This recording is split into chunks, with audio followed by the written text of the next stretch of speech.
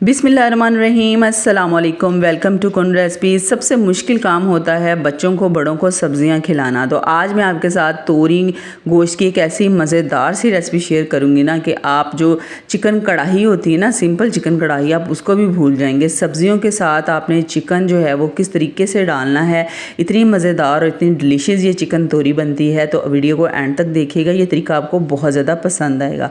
सबसे पहले कढ़ाई में डालेंगे तकरीबन 1 से 1.5 कप जितना आप घी यूज़ करेंगे ना सालन बनाने के लिए, बस उतना आपने डालना है। उसके बाद इसके अंदर डाल देंगे चिकन। तो यहाँ पर आधा किलो चिकन है और 1 किलो तोरियाँ थी जिनको मैंने पहले से अच्छी तरह से छील के, धो के, काट के और स्ट्रेन करके रख लिया था। तो यहाँ पर जो चिकन है ना, इसको घी के अंदर डालेंगे और सबसे पहले चिकन को रोस्ट करना है। ठीक है, आप लास्ट तक देखिएगा कि कितना रोस्ट करना है कि जिससे तोरियों का फ्लेवर और टेस्ट जो है ना वो कितना मज़ेदार आएगा। तो बस जैसे ही ये हल्का हल्का सा पिंक से वाइट होना शुरू हो जाए ना, इसके अंदर डाल देंगे 1 टेबलस्पून लहसुन और अदरक का पेस्ट और हाफ़ टेबल स्पून नमक डाल देंगे। अच्छा, नमक और ये लहसुन अदरक का पेस्ट डालने से ये होता है कि चिकन में से जो स्मेल है ना वो बिल्कुल भी नहीं आती है और ये अच्छी तरह से जो नमक है ना चिकन के अंदर जज़ब हो जाता है और ये बड़ा मज़ेदार सा फ्लेवर देता है। तो यहाँ पर अब मैंने इसके अंदर लहसुन अदरक का पेस्ट भी डाल दिया है, नमक भी डाल दिया है। अब हमने चिकन को इतनी देर तक रोस्ट करना है, फ्राई करना है कि चिकन का जो कलर है ना ये गोल्डन नहीं हो जाता।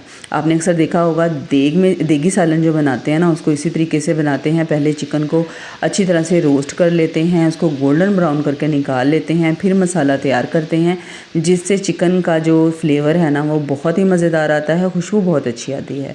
तो यहाँ पर ये देखें, मैंने मीडियम फ्लेम पे ना चिकन को अच्छी तरह से रोस्ट कर लिया है। इसका कलर आप देख सकते हैं हल्का हल्का सा चेंज हो गया है। चलें जी, अब हम ना इसको करेंगे एक साइड पर।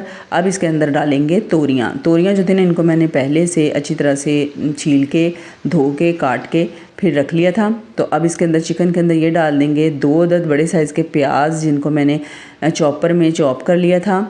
चॉपर नहीं है तो आप बारीक बारीक काट भी सकते हैं या कद्दूकश भी कर सकते हैं।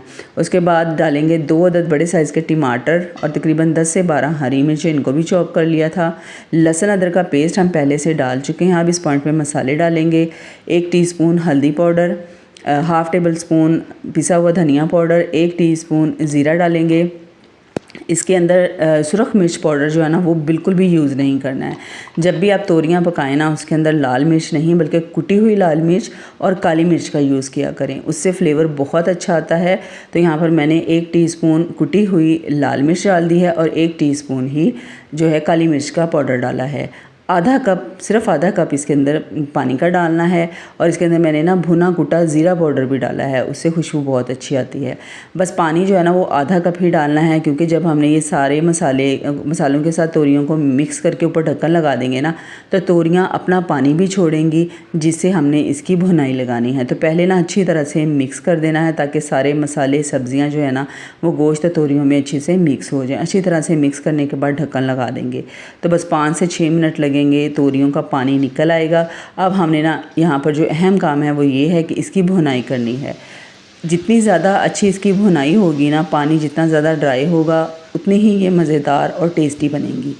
तो यहाँ पर ना फ्लेम थोड़ी सी तेज़ कर देनी है, इसको अच्छे से भून लेना है उस वक्त तक जब तक किनारों से घी निकलना शुरू ना हो जाए। ठीक है, तो भुनाई वाला काम जो है ना ये बहुत अहम है, ये अच्छे से आपने कर लेना है। उसके बाद इसके अंदर लास्ट में डालेंगे हरा धनिया डालेंगे, हरी मिर्चें डालेंगे, पिसा हुआ गरम मसाला पाउडर थोड़ा सा डाल के ना अच्छी तरह से मिक्स कर लेंगे और चूल्हा बंद करके सिर्फ 2 मिनट के ना इसको दम पे लगा देंगे। तो ये मज़ेदार सा चिकन तोरी गोश्त बिल्कुल तैयार हो चुका है। यकीन करें ये इतना मज़े का बनेगा ना कि आप घर वालों के लिए, अगर आपने एक दफ़ा इस तरीके से ये तोरी गोश्त बना लिया ना तो आपको बार बार इसी तरीके से बनाना पड़ेगा। अगर आप किसी की दावत कर रहे हैं और सब्ज़ी बनानी है ना तो सब्ज़ी के साथ ये तोरी गोश्त आप लाजमी ट्राई कीजिएगा। यकीन करें बहुत ही मज़ेदार बनता है, बहुत डिलीशियस बनता है। तो मुझे ज़रूर फ़ीडबैक दीजिएगा ये मज़ेदार सी तोरी गोश्त की रेसिपी आपको कैसी लगी। इंशाल्लाह ऐसी ही और मज़े की रेसिपीज़ मैं आपके साथ शेयर करती रहूँगी। मिलते हैं नेक्स्ट वीडियो में, अपना ख्याल रखिएगा। अल्लाह हाफ़िज़।